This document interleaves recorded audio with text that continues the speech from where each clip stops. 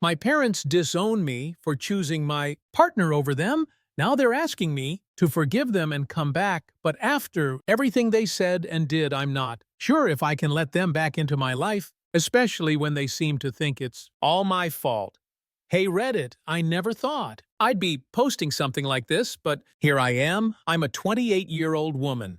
I've been dealing with some pretty messed up family drama over the last few years I've been reluctant to talk about. It because, well, family drama is just that messy, but the way things have unfolded recently, I feel like I need to get this off my chest and hear some outside perspectives. So here's the deal. About 2 years ago, I fell in love with someone. His name is Aaron, and to be honest, we've had our ups and downs, but he's always been good to me. The problem? My family hates him. I mean, absolutely. Despises him to this day. I don't fully understand why, but it started with small jabs that escalated quickly into full-blown insults. Now, I've always been the kind of person who values family. I'm close to my parents and my older brother, Greg. They've been my support system for as long as I can remember, so when Aaron came into the picture, I honestly thought it'd be no big deal. I assumed they'd warm up to him like they had with past boyfriends, but no, it was like a switch. Flipped at first, it was little things. My mom would make comments like, "Oh, Aaron's a bit too rough around the edges for me," or "I don't know if I trust him around you." But it wasn't just that my dad started making snide remarks to stuff. Like, "I hope you don't let him take advantage of you." It hurt, but I chalked it up to normal parental concern. Parents want the best for their kids, right? I figured they'd come around, but then things took a turn a few months in. My parents started refusing to invite Aaron to family gatherings. They'd say things like, "He's just not our type of person," or "He doesn't fit in with our family." Tried to brush it off, but with each passing week, it became clear they weren't even trying to hide how much they disliked him. My mom started calling him names behind his back, and my dad would make passive-aggressive remarks. Whenever his name came up, it was one thing. When they didn't want to hang out with him, I could deal with that. But what really broke me was when they flat out told me that I had to choose between them and Aaron. They said it was unhealthy for me to be with someone they didn't approve of. My mom cried and said she just wanted me to have a good life. My dad started lecturing me about respecting the family and how my relationship with Aaron was tearing us apart. That was the moment everything changed. I told them I loved Aaron and that no matter what, I wasn't going to choose between him and them. I knew it was a risk, but I honestly believed they would eventually get over it. I figured, hey, they might be upset for a while, but we'd work through it. It was my life, right? I was an adult, and I was capable of making my own decisions, but no, they were furious.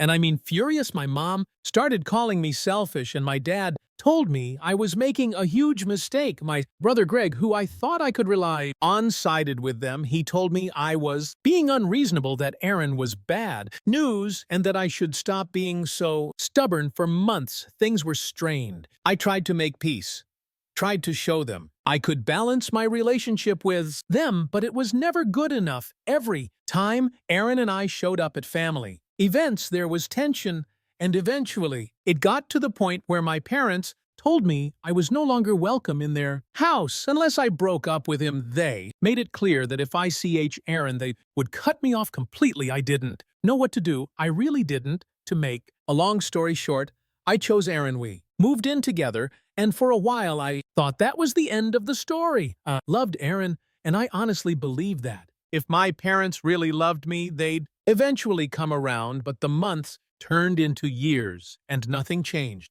Missed them, but I wasn't going to let anyone dictate my happiness. Then, about six months ago, I got a message from my mom. It was the first contact we'd had in AIS. And I'll be honest, I was shocked to hear from her. She apologized for how things went down. She said she was sorry for pushing me away and that she didn't realize how much damage they had caused. She said that they missed me, that they were ready to accept Aaron, and they wanted me back in their lives. At first, I was hesitant, but the more I thought about it, the more I realized how much I missed my family. I started considering it. Could I forgive them? Could I let them back in after everything that happened?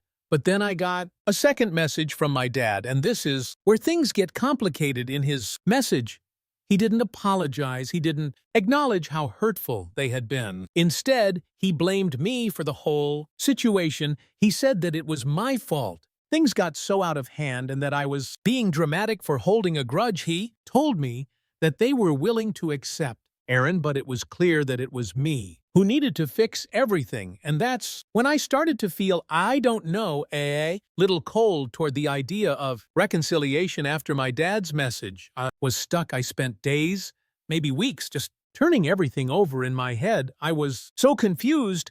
I wanted my family back, but I couldn't shake the feeling that they were trying to minimize their actions. And the worst part, the part that really bothered me, was how they still seemed to think that it was all my fault. The more I thought about it, the more it seemed like they didn't really get it. I didn't want to just give in, but I also didn't want to cut them out of my life for good. I mean, they're my parents, right? I love them despite everything. The thought of completely cutting ties felt impossible. It felt like betraying everything I had known, so I did what I do when I'm stuck. I reached out to Greg. I figured maybe he could be the mediator. Maybe, just maybe, he could help my parents understand how hurt I was, how deeply this all cut. I didn't want to confront them directly, yet I wanted to feel out the situation. First, maybe Greg, being my brother, could offer me a different perspective. That didn't go well. I called Greg and I could hear in his voice almost immediately that he was defensive. He asked why I was even talking about it again, why I wasn't just letting things go.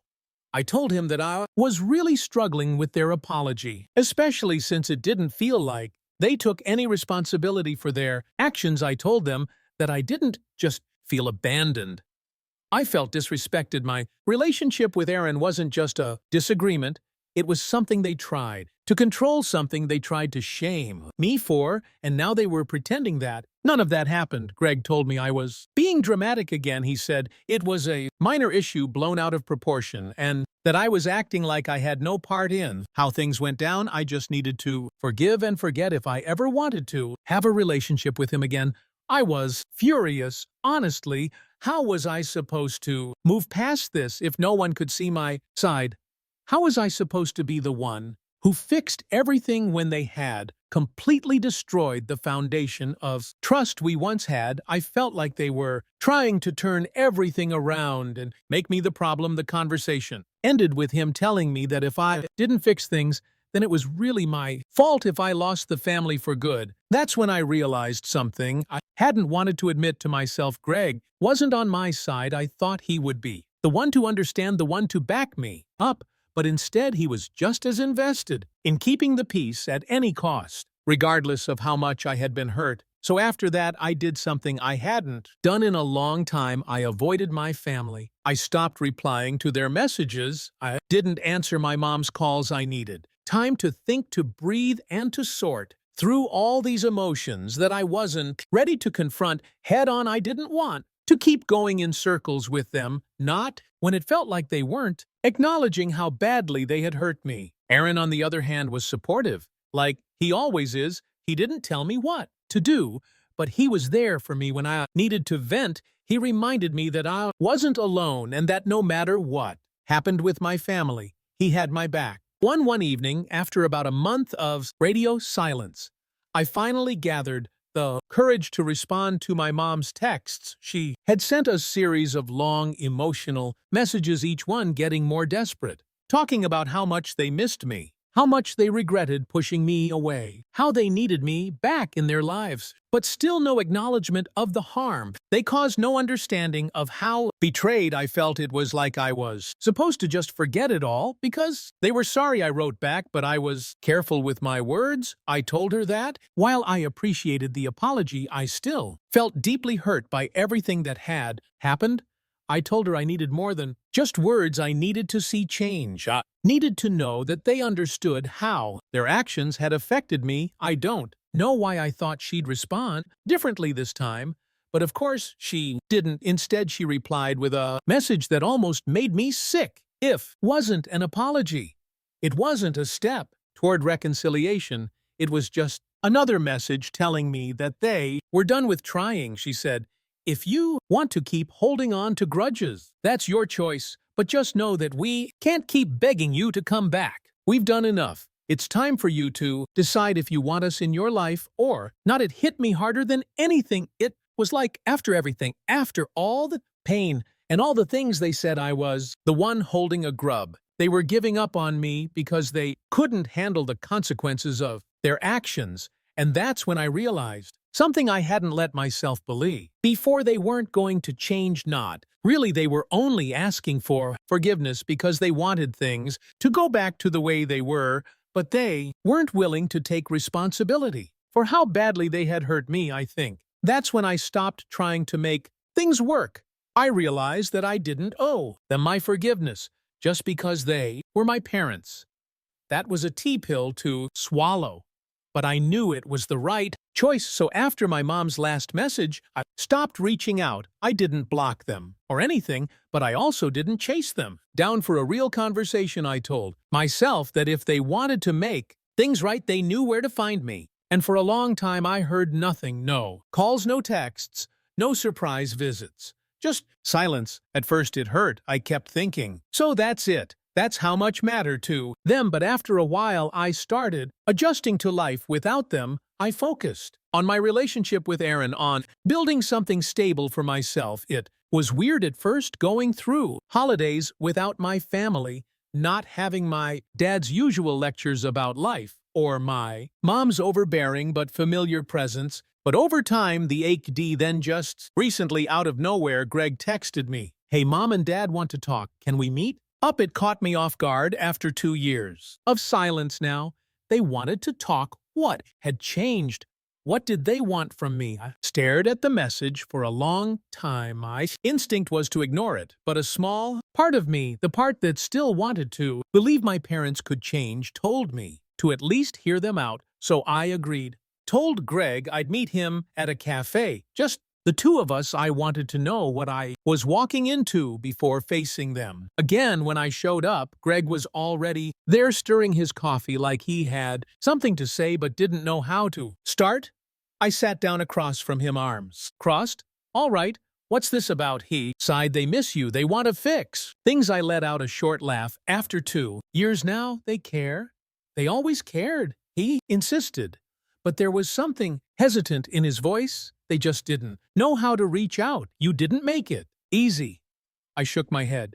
"Greg, I was the one waiting for an apology." I told them exactly what hurt me, and their response was basically, "Get over it." How is that my fault? He didn't have an answer to that. Instead, he leaned back, rubbing his face. "Look, I'm not saying they handled things right. I'm just saying they want you back in their lives, but they're not going to beg. If you want things to get better, you have to meet them halfway." That phrase, "meet them halfway," made something snap inside me. Halfway. I repeated, my voice tight. "You mean halfway between them, dicing me and me, trying to keep my dignity, because from where I'm sitting, I didn't walk away. They did, and now 2 years later, they want to pretend like none of it happened."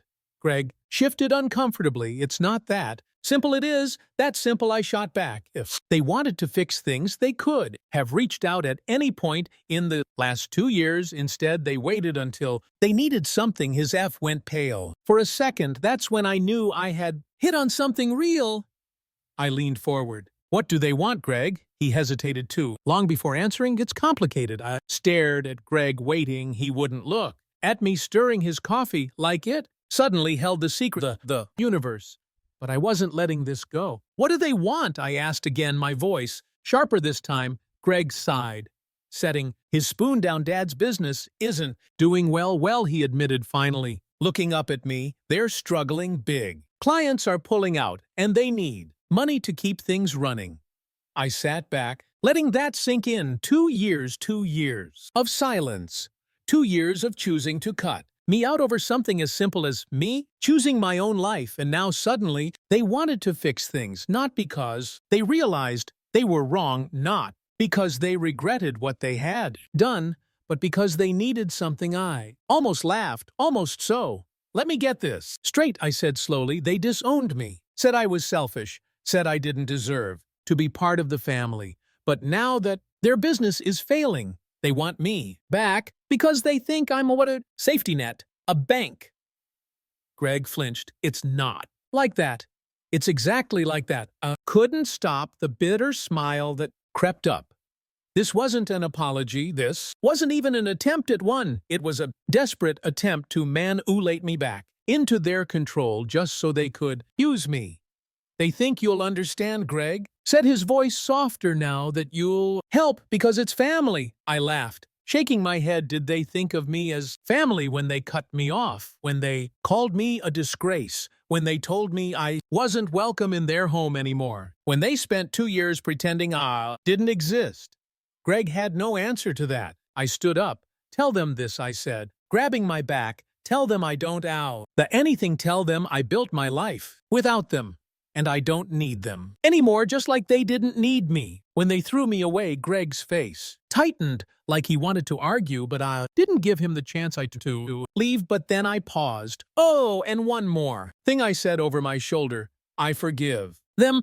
Greg blinked in surprise, but forgiving them doesn't mean I have to let them back into my life, I continued. I'm done trying to earn their love if they ever actually realize what they did and can admit it, maybe, but until then, they're nothing to me. And with that, I walked out, leaving Greg and my so-called family behind. It's been a few weeks since that conversation with Greg, and honestly, I feel lighter than I have in years. Cutting them off for good wasn't easy, but it was the right decision. At first, I expected more attempts to reach out, maybe my mom sending some guilt-tripping texts or my dad trying to act like the victim, but no, nothing, just silence again, which, if anything, just proves what I already knew. If they really cared about me, they would have kept trying, but since I wasn't useful to them, they didn't see a point. Greg tried once more to get me to reconsider. He sent me a long message saying that I was being too harsh and that I was acting out of spite.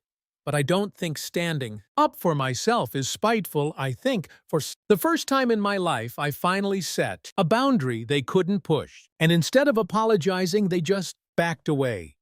As for Aaron, he's been amazing.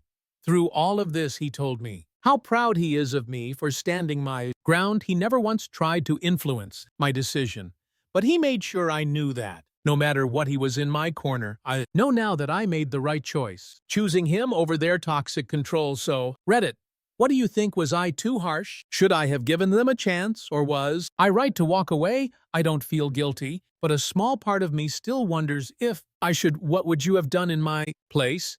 If you enjoyed this story, don't forget to like, comment, and subscribe for more. What do you think? Were they right to cut off their toxic family, or should they have given them another chance? Let us know your thoughts in the comments below.